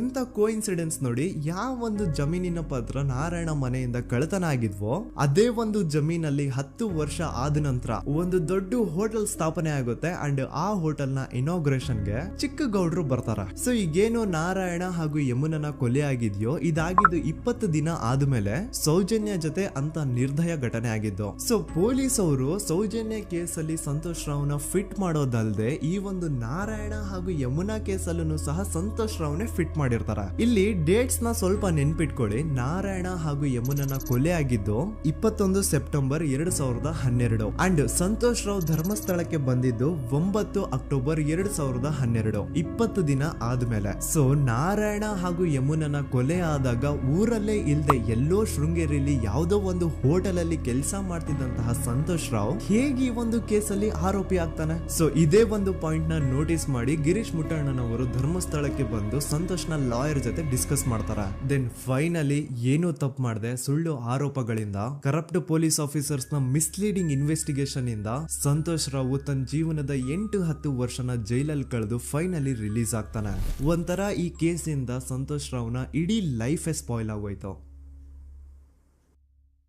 ಈಗ ಸಂತೋಷ್ ರಾವ್ ರಿಯಲ್ ಆರೋಪಿ ಅಲ್ಲ ಅಂತ ಕೋರ್ಟ್ ಅಲ್ಲಿ ಪ್ರೂವ್ ಆಯ್ತು. ಹಾಗಿದ್ರೆ ರಿಯಲ್ ಆರೋಪಿ ಯಾರು? ಪೊಲೀಸ್ ಅವರು ಯಾಕೆ ಕೇಸಲ್ಲಿ ಇಷ್ಟೊಂದು ಅನ್ಫೇರ್ ಇನ್ವೆಸ್ಟಿಗೇಷನ್ ಮಾಡಿದ್ರು? ಯಾರ ರಿಯಲ್ ಹೆಸರನ್ನ ಮುಚ್ಚಿಡ್ಲಿಕ್ಕೆ ಪೊಲೀಸ್ ಆಫೀಸರ್ಸ್ ಈ ಒಂದು ಕೇಸಲ್ಲಿ ಸಂತೋಷ್ ರಾವ್ನ ಸಿಗ್ಹಾಕ್ಸಿದ್ರು? ಇದೆಲ್ಲ ಥಿಂಕ್ ಮಾಡ್ತಾ ಹೋದ್ರೆ ನೋಡಿ, ಆ ಊರಲ್ಲಿ ಆ ಪೊಲೀಸ್ ಆಫೀಸರ್ಸ್ಗೆ ಲಂಚ ಕೊಡೋಷ್ಟು, ಒಂದು ಪೊಲೀಸ್ ಇನ್ವೆಸ್ಟಿಗೇಷನ್ ನ ಸ್ಟಾಪ್ ಮಾಡೋಷ್ಟು ಅಥವಾ ಇನ್ವೆಸ್ಟಿಗೇಷನ್ ನ ಮಿಸ್ಲೀಡ್ ಮಾಡೋಷ್ಟು ಇನ್ಫ್ಲುಯೆನ್ಸ್ ಆಗ್ಲಿ, ಪವರ್ ಆಗ್ಲಿ ಅಥವಾ ಮನಿ ಆಗ್ಲಿ ಊರಿನ ಗೌಡ್ರು ಹತ್ರ ಮಾತ್ರ ಇದ್ದಿದ್ದು. ಸೊ ಈಗ ಸಂಶಯದ ಮುಳ್ಳು ಗೌಡ್ರು ಕಡೆ ತಿರುಗುತ್ತಾ. ನೋಡಿ, ಪೊಲೀಸ್ ಅವರು ಸುಮ್ನೆ ಸಂತೋಷ್ ರಾವ್ನ ನಾರಾಯಣ ಹಾಗೂ ಯಮುನಾ ಕೇಸಲ್ಲಿ ಫಿಟ್ ಮಾಡಿದ್ರು. ಈಗ ಆ ಒಂದು ಕೊಲೆ ಪ್ರಕರಣಕ್ಕೂ ಸಂತೋಷ್ ರಾವ್ಗೂ ಏನು ಸಂಬಂಧನೇ ಇರ್ಲಿಲ್ಲ. ಹಂಗೆ ಥಿಂಕ್ ಮಾಡಿ, ನಾರಾಯಣ ಸತ್ರೆ ಅಥವಾ ಅವನ ತಂಗಿ ಯಮುನಾ ಸತ್ರೆ ಯಾರಿಗ ಅಡ್ವಾಂಟೇಜ್ ಆಗುತ್ತೆ? ಊರಿನ ಗೌಡ್ರಿಗೆ, ಯಾಕಂದ್ರೆ ಅವ್ರಿಗ ಜಮೀನ್ ಸಿಗುತ್ತಾ. ಸೊ ಈಗ ನಾರಾಯಣ ಹಾಗೂ ಯಮುನಾ ಕೇಸಲ್ಲಿ ಸಂತೋಷ್ ರಾವ್ ಆರೋಪಿ ಅಲ್ಲ ಅಂತ ಪ್ರೂವ್ ಆದ್ಮೇಲೆ ಹಾಗಿದ್ರೆ ಆ ಕೊಲೆ ಮಾಡ್ದವ್ರು ಯಾರು ಅಂತ ಹಾಗೆ ಥಿಂಕ್ ಮಾಡಿದ್ರೆ ಗಿರೀಶ್ ಮುಟ್ಟಣ್ಣನವರಿಗೆ ಆ ಊರಿನ ಗೌಡ್ರ ಮೇಲೆ ಡೌಟ್ ಬರುತ್ತೆ. ಅದೇ ಒಂದು ಡೌಟ್ ಅಲ್ಲಿ ಗಿರೀಶ್ ಮುಟ್ಟಣ್ಣನವರು ಮಹೇಶ್ ತಿಮ್ರೊಡ್ಡಿ ಅಂತ ಇನ್ನೊಬ್ರ ಜೊತೆ ಸೇರ್ಕೊಂಡು ಈ ಹಿಂದೆ ಆ ಒಂದು ಊರಲ್ಲಿ ಆ ಧರ್ಮಸ್ಥಳದಲ್ಲಿ ಈ ಊರಿನ ಗೌಡ್ರು ಯಾವ್ದ್ಯಾವ್ದೆಲ್ಲ ಕ್ರೈಮ್ ಗಳು ಮಾಡಿದಾರೆ ಅಂತ ಊರಿನ ಜನರಿಂದ ತಿಳ್ಕೊತಾರ. ನಂತರ ಆ ಊರಿನ ಜನ ಯಾವ್ದ್ಯಾವ್ದೆಲ್ಲ ಮ್ಯಾಟರ್ಸ್ ಹೇಳಿದ್ರು ಆ ಕೇಸ್ ಫೈಲ್ಸ್ ನೆಲ್ಲ ತಿರುಗಿಸಿ ಮುರುಗಿಸಿ ನೋಡಿದಾಗ ನೀವು ನಂಬಲ್ಲ, ಸೌಜನ್ಯ ಕೇಸ್ ಏನೇನು ಅಲ್ಲ, ಅದಕ್ಕಿಂತ ಭೀಕರ ಕೊಲೆಗಳು ಧರ್ಮಸ್ಥಳದಲ್ಲಿ ಆಗಿವೆ ಅಂಡ್ ಎಲ್ಲಾ ಕೊಲೆಗಳ ಹಿಂದೆ ಗೌಡ್ರು ಕುಟುಂಬದ್ದೇ ಕೈ ಇದೆ ಅಂತ ಎದ್ದು ಕಾಣಿಸುತ್ತೆ.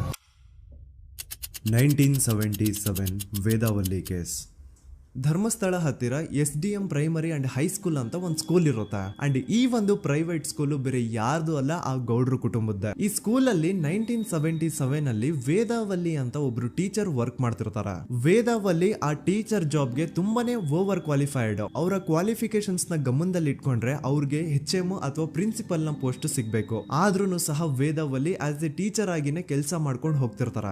ಒಮ್ಮೆ ಏನಾಗುತ್ತೆ, ಸ್ಕೂಲ್ ಅಲ್ಲಿ ಪ್ರಿನ್ಸಿಪಲ್ ನ ಪೋಸ್ಟ್ ಖಾಲಿ ಆಗುತ್ತೆ ಅಂಡ್ ಆ ಒಂದು ಪೋಸ್ಟ್ ಗೆ ಎಲ್ರು ಏನ್ ಅನ್ಕೊಳ್ತಾರೆ, ವೇದಾವಲ್ಲಿನೇ ಸೆಲೆಕ್ಟ್ ಮಾಡೋದು ಅಂತ. ಆದ್ರೆ ವೇದಾವಲ್ಲಿಯ ಕ್ಯಾಸ್ಟ್ ಬೇರೆ ಇದೆ ಅನ್ನೋ ಒಂದೇ ಒಂದು ಕಾರಣಕ್ಕೆ ಆ ಪ್ರಿನ್ಸಿಪಲ್ ನ ಪೋಸ್ಟ್ ವೇದಾವಲ್ಲಿಗೆ ಸಿಗದೆ ಬೇರೆ ಯಾರನ್ನೋ ತಂದು ಕೂರಿಸ್ಬಿಟ್ಟಿರ್ತಾರ. ಇದರಿಂದ ಟೀಚರ್ ವೇದಾವಲ್ಲಿಗೆ ತುಂಬಾ ಕೋಪ ಬಂದು ಅವ್ರ ಸ್ಕೂಲ್ ಮುಂದೆ ಪ್ರೊಟೆಸ್ಟ್ ಮಾಡೋದ್ ಸ್ಟಾರ್ಟ್ ಮಾಡ್ತಾರ ಅಂಡ್ ಈ ವಿಷಯ ಸ್ಕೂಲ್ ನ ಓನರ್ಸ್ ಗೆ ಇಷ್ಟ ಆಗಲ್ಲ. ಸೊ ಅವರು ಆ ಕೋಪನ ಹಾಗೆ ಮನ್ಸಲ್ಲಿ ಇಟ್ಕೊಂಡಿರ್ತಾರ.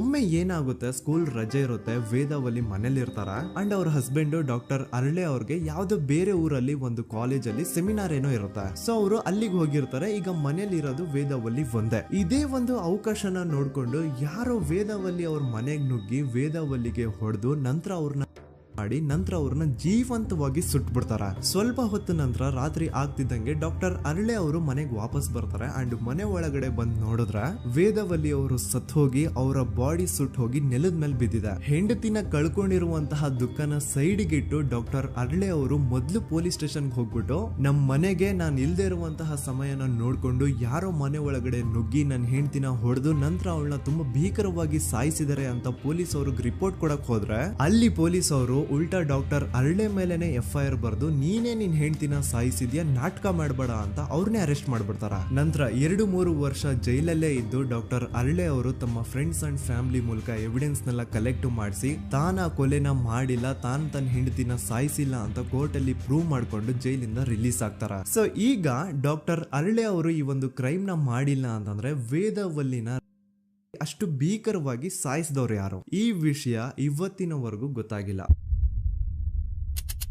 1986 ಅಲ್ಲಿ ನಡೆದಂತಹ ಪದ್ಮಲತಾ ಕೇಸ್. ಪದ್ಮಲತಾ ಅವ್ರ ತಂದೆ ಕಮ್ಯುನಿಸ್ಟ್ ಪಾರ್ಟಿನ ಲೀಡರ್ ಇರ್ತಾರೆ. ಅವ್ರ ರಿಯಲ್ ನೇಮ್ ಏನು ಅಂತ ನಮಗ್ ಗೊತ್ತಾಗಿಲ್ಲ, ಬಟ್ ಈ ವಿಡಿಯೋದಲ್ಲಿ ಅವ್ರ ಹೆಸರು ಲಕ್ಷ್ಮಣ್ ಅಂತ ಅನ್ಕೊಳ್ಳಿ. ಸೊ ಕಮ್ಯುನಿಸ್ಟ್ ಪಾರ್ಟಿನ ಲೀಡರ್ ಇರುವಂತಹ ಲಕ್ಷ್ಮಣ್ ಅವ್ರಿಗೆ ಊರಲ್ಲಿ ತುಂಬಾನೇ ಸಪೋರ್ಟ್ ಇರುತ್ತೆ, ಊರಿನ ಜನರ ಫೇವ್ರೇಟ್ ಇರ್ತಾರೆ ಇವರು. ಅಂಡ್ ಅದೇ ವರ್ಷ ಅಂದ್ರೆ 1986 ಅಲ್ಲಿ ಪಂಚಾಯತ್ ಎಲೆಕ್ಷನ್ ಬೇರೆ ಇರುತ್ತೆ ಅಂಡ್ ಎಲ್ರಿಗೂ ಗೊತ್ತಿತ್ತು ಲಕ್ಷ್ಮಣೆ ಗೆಲ್ಲೋದು ಅಂತ. ಆ ಪಂಚಾಯತ್ ಎಲೆಕ್ಷನ್ ಅಲ್ಲಿ ಲಕ್ಷ್ಮಣ್ಣ ಆಪೋಸಿಟ್ ಗೌಡ್ರಿಗೆ ತುಂಬಾ ಬೇಕಾಗಿರೋರು ಒಬ್ರು ನಿಂತಿರ್ತಾರ ಅಂಡ್ ಅವ್ರಿಗೂ ಗೊತ್ತಿತ್ತು ಎಲೆಕ್ಷನ್ ಏನಾದ್ರು ಆದ್ರೆ ಲಕ್ಷ್ಮಣ ಎಲೆಕ್ಷನ್ ಅಲ್ಲಿ ಗೆಲ್ಲೋದು ಅಂತ. ಸೊ ಎಲ್ಲಿ ಸೋತೋಗ್ಬಿಡ್ತೀವೋ ಅನ್ನೋ ಭಯಕ್ಕೆ ಆ ಗೌಡ್ರು ಕಡೆ ಅವ್ರು ಏನ್ ಮಾಡ್ತಾರೆ, ಲಕ್ಷ್ಮಣ್ನ ಅಪ್ರೋಚ್ ಮಾಡಿ ಮುಚ್ಕೊಂಡು ಈ ಪಂಚಾಯತ್ ಎಲೆಕ್ಷನ್ ಅಲ್ಲಿ ನಿನ್ ನಾಮಿನೇಷನ್ ನ ಕ್ಯಾನ್ಸಲ್ ಮಾಡು ಅಂತ ವಾರ್ನಿಂಗ್ ಕೊಡ್ತಾರ. ಆದ್ರೆ ಲಕ್ಷ್ಮಣ್ ಅವರು ಅಂಜದೆ ನೀವ್ ಏನ್ ಮಾಡ್ತಿರೋ ಮಾಡ್ಕೊಳ್ರಿ, ಆದ್ರೆ ನಾನ್ ಮಾತ್ರ ನಾಮಿನೇಷನ್ ನ ಕ್ಯಾನ್ಸಲ್ ಮಾಡಲ್ಲ ಅಂತ ಆ ಗೌಡ್ರು ಕುಟುಂಬನ ಎದುರು ಹಾಕೋತಾರ. ದೆನ್ ಎಂತ ಕೋಇನ್ಸಿಡೆನ್ಸ್ ನೋಡಿ, ನೆಕ್ಸ್ಟ್ ಡೇನೆ ಲಕ್ಷ್ಮಣ್ ಅವ್ರ ಮಗಳು ಪದ್ಮಲತಾ ಕಿಡ್ನಾಪ್ ಆಗ್ತಾಳ. ಸುಮಾರು 56 ದಿನ ಅವಳನ್ನ ಯಾರೋ ಕಿಡ್ನಾಪ್ ಮಾಡ್ತಾರೆ ಅಂಡ್ ಆ 56 ದಿನ ಡೈಲಿ ಅವಳನ್ನ ಶೋಷಣೆ ಕೂಡ ಮಾಡ್ತಾರ. ನಂತರ 56 ದಿನ ಆದ್ಮೇಲೆ ಪದ್ಮಲತನ ಬಾಡಿ ನೇತ್ರಾವತಿ